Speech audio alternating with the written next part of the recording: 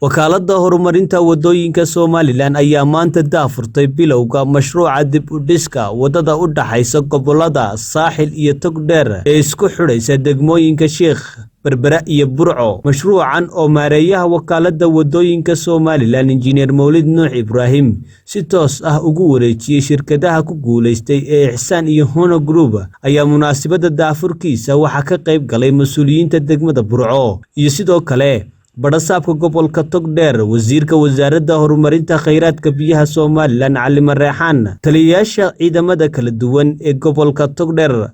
Mashruucan oo laga maalgelinayo sanduuqa horumarinta Somaliland ee SDF oo ay fulinayso hay'adda wadooyinka Somaliland ayaa ugu horeyn waxa faahfaahin ka bixiyay Engineer Mawlid Nuux Ibrahim, maareeyaha hay'adda wadooyinka Somaliland. halkan mashruucan oo muddo soo socday ayaan maanta halkan ku wareejinaynaa saydiskii hay ka shaqayn lahaayeen labada company ee Hono iyo Ihsan.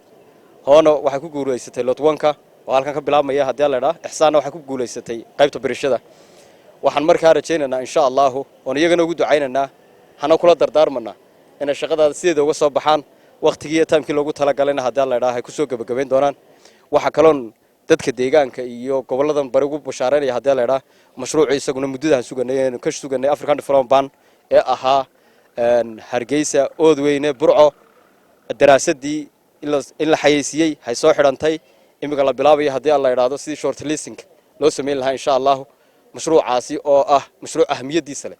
waxa iyaguna munaasabada kooban ee dhagax dhiga ka hadlay wasiirka wasaaradda horumarinta kheyraadka biyaha Somaliland Cali Mareexaan, qaar ka mid ah waxgaradka gobolka Togdheer iyo sidoo kale maayirka degmada Burco Cabdirasaaq Ibraahim Cabdi, barasaabka gobolka Togdheer Maxamed Cabdilaahi Ibraahim Nafaqo, iyagoona ku dheeraaday ahmiyadda ay leedahay wadadani. soo socday muddo dheer ma sha Allah maanta oo taariikhdu tahay 19 bishii Afraad 2022 waxay noo suurto gashay inaynu ku wareejino laba qandaraas leh oo ku guuleystay mashruuca qaybta bridge-ka iyo qaybta wadada.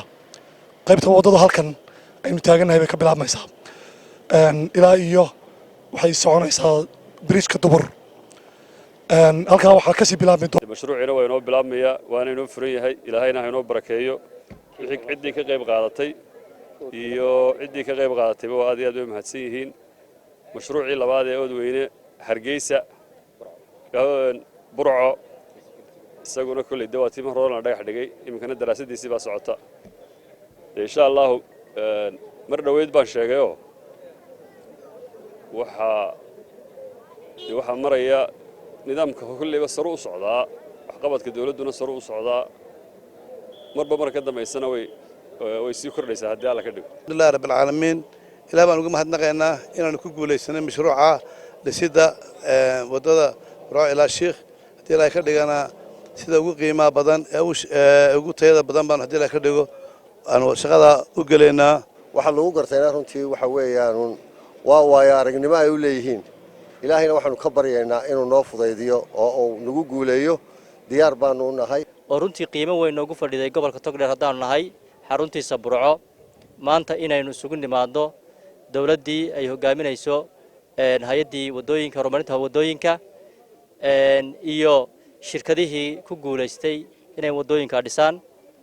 ilaahay baan mahadnaqaynaa. mar labaadka waxaan u mahadcelinayaa hay'adda horumarinta wadooyinka oo runtii si wanaagsan uga soo shaqaysay barnaamijkaas. maantana bilowgiisii aan taaganahay haddii ilaahay idmo. waxaan kaloo mahadcelinayaa shirkadaha waxa guuleeyna ka bilaabmayso magaalada dhexdeeda halkan aan taaganahay tahay halkii taliska ciidanka iyo dhakhtarka hortiisa oodii u horeysay magaalada wajahadeeda. run ahaan wadadaasi dib weyn bay magaalada ku haysay.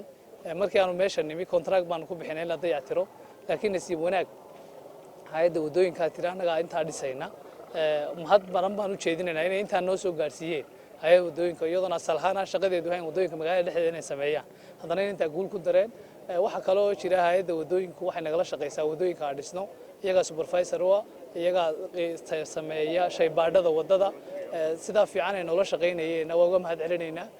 tan iyo kuwa kale hadhow dhismi doonana hay'adda wadooyinka iyo dawladaha hoose inta isaga soo dhawaadaan oo dhammaan wadooyinka la sameeyay si fiican uga wada shaqeeyaan. anana gacan baan ka siinaynaa. shirkadda Hono Group oo qaybteeda qaadatayna waa soo dhaweynaynaa. Cumaani oo wadooyin fiican ka dhisay magaalada Burco. tan imika u dhisay kuwa kale way nala dhisana waa rajaynaynaa. ayaan le Cabdullaahi Jaamac, CBA TV. magaalada Burco.